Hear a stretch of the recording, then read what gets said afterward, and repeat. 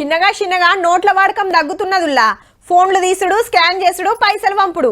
5 రూపాయల కాంచి 50,000 దాకా ఏది కొన్నా ఆన్లైన్లోనే పైకం కట్టుడు నడుస్తుంది. ఏటీఎం బోవుడు, పైకం తీసుడు, చిల్లర లేకుంటే ఇడిపిస్తానికి అటు ఇటు తిరుగుడు. ఈ తిప్పలన్నీ తప్పినట్టే. కాకుంటే ఎప్పుడో ఓ పారి నోట్లు ఇవ్వాల్సి వస్తుంది. చిన్న నోట్లు అయితే పెద్ద ఫరక్ పడదు, కానీ పెద్ద నోట్లు తీసుకుంటప్పుడు జర పైలముల్లో. ఎందుకంటే డౌట్ ఏం లేదు, పక్క ఫేక్ నోట్లే. మొత్తం 5 లక్షలు. మహబూబ్ నగర్ జిల్లా జడ్చెర్ల ఇంజనీర్ చదివి కరోనా టైంలో కొలువు పోయి అటెన్క జప్పున పైకం సంపాదించాలని దొంగ నోట్ల దందాకు దిగిండట ఓ గన్న. తొల్త కలర్ జిరాక్స్ తీస్తే కరెక్ట్ గా రాలేదట.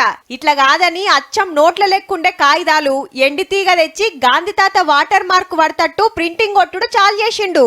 సిల్వర్ ఫాయిల్ కలర్ వచ్చే దాని సేమ్ కలర్ వచ్చే విధంగా దీన్ని ఇట్లా తీసుకొని దీనిపైన ప్రింట్ చేసి దీన్ని 2 కాపీలతో కలిపి చేయడం వల్ల థిక్నెస్ వస్తుంది. కలకత్తా, గుజరాత్, ఆంధ్ర గ్యాంగులతోటి బేరం మాట్లాడుకొని సప్లై చేస్తున్నారట. 10,000 అసలు నోట్లు ఇస్తే 1,00,000 రూపాయల దొంగ నోట్లు ఇస్తున్నారు. ఎప్పటి సంధి నడుస్తుందో పట్నం పోలీసులకు మతలబు తెలిసి పట్టేసిండ్రు.